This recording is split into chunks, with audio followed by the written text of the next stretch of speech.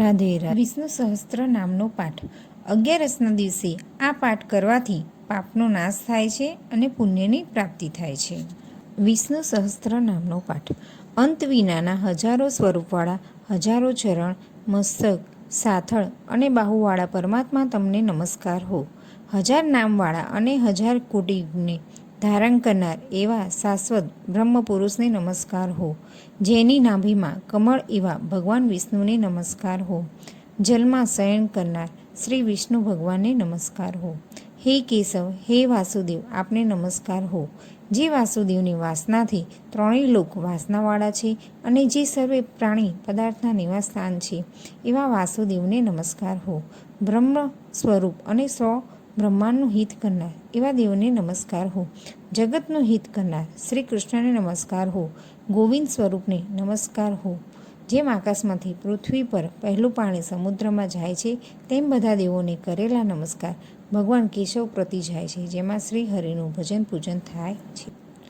એવા આ માર્ગ નિષ્કુટ છે અને શ્રી હરિના ભજન પૂજન વિનાના માર્ગને કુમાર્ગ જાણવું.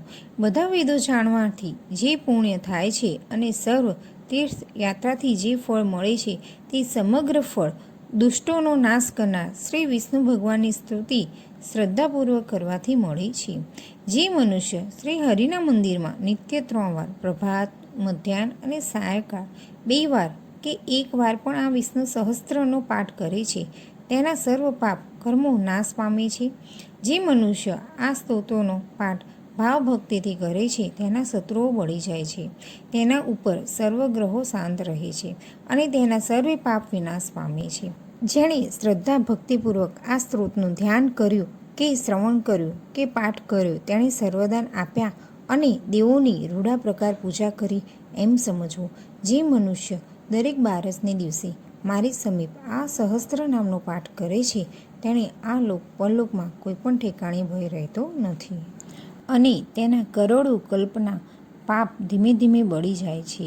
હે અર્જુન, જે મનુષ્ય પીપળાની પાસે કે તુલસીની પાસે બેસીને આ વિષ્ણુ સહસ્ત્ર નામનો પાઠ કરે છે તે કરોડો ગાયોના દાનનું ફળ પામે છે.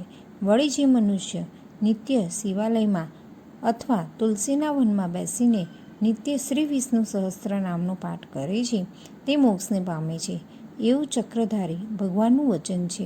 ઇતિ શ્રી જન્મ મહાભારત ભીષ્મ યુધિષ્ઠિર સંવાદે શ્રી વિષ્ણુ દિવ્ય સહસ્ત્ર સ્ત્રોત સંપૂર્ણમ. શ્રી કૃષ્ણ શરણમ મમ.